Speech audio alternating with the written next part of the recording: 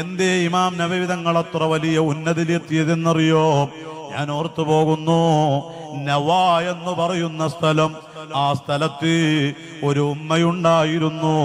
ആ ഉമ്മക്ക് തീരെ സുഖമില്ല, പ്രായാധിക്യമുണ്ട്, രോഗമുണ്ട്, ക്ഷീണമുണ്ട്, തളർച്ചയുണ്ട്. ആ ഉമ്മാക്കൊരു മോനുണ്ട്, കുഞ്ഞുമോൻ. ആ മോനോട് ഉമ്മ പറഞ്ഞു, ഒരിത്തിരി വെള്ളം തരൂ മോനെ, ദാഹമുണ്ട് മോനെ, ഒരിത്തിരി വെള്ളം തരൂ.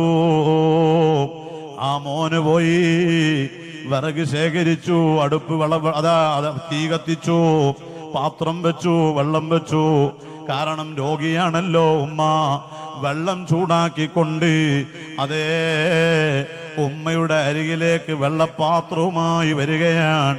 ഉമ്മയുടെ അടുത്തെത്തിയപ്പോ ഉമ്മ ഉറങ്ങിയിട്ടുണ്ട്. ഉറങ്ങിയ ഉമ്മയെ എങ്ങനെ ഞാൻ വിളിക്കും? ഉമ്മാന്റെ പൊരുത്തമാണല്ലോ വേണ്ടത്. ആ കുഞ്ഞുമോൻ ക്ഷമയോടെ നിൽക്കണേ, ആ വെള്ളപ്പാത്രവുമായി നിൽക്കാൻ. ഒരുപാട് സമയം കഴിഞ്ഞു, ഒരുപാട് ടൈം കഴിഞ്ഞു. ഉമ്മ മെല്ലെ ഉറക്കിൽ നിന്ന് ഉണർന്നപ്പോ ആ ഉമ്മ കാണുന്നത് തന്റെ പൊന്നുമോൻ വെള്ളപ്പാത്രവുമായി മുന്നിൽ നിൽക്കുന്നതാണ്. മോനെ, ഇരുന്നൂടായിരുന്നോ? അതവ് കേടാവൂലേ ഉമ്മ?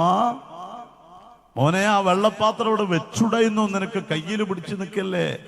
ഉമ്മ തിരിഞ്ഞും മറിഞ്ഞും കിടക്കുമ്പോ ആ വെള്ളപ്പാത്രം തട്ടിയിട്ട് ശരീരത്തിലായാൽ ഉമ്മാന്റെ ഉറക്ക് നഷ്ടപ്പെട്ടു പോകൂലേ? ഉമ്മാന്റെ കുട്ടി ഉമ്മാനെ വിളിച്ചുടായിരുന്നോ? ഉമ്മ ക്ഷീണിച്ചു ഉറങ്ങിയതല്ലേ, ഞാൻ എങ്ങനെ ഉമ്മാനെ വിളിക്കും? ആ ഉമ്മാന്റെ മനസ്സ് നിറയാൻ വേറെ എന്തെങ്കിലും വേണോ സഹോദരങ്ങളെ? ആ നിറഞ്ഞ കൽബോടുകൂടെ ആ ഉമ്മ അവിടുന്ന് ദുആ ചെയ്തു, അല്ലാ എന്റെ മോനെ ഉന്നത സ്ഥാനത്തിലെത്തിക്കണേ അല്ലാ. ആ മോനെ പിന്നീട് വളർന്ന് വലിയ ആലിമവാൻ, കിതാബുകൾ എഴുതുകയാണ്.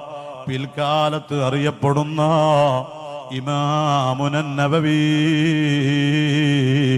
റളിയല്ലാഹു അൻഹു.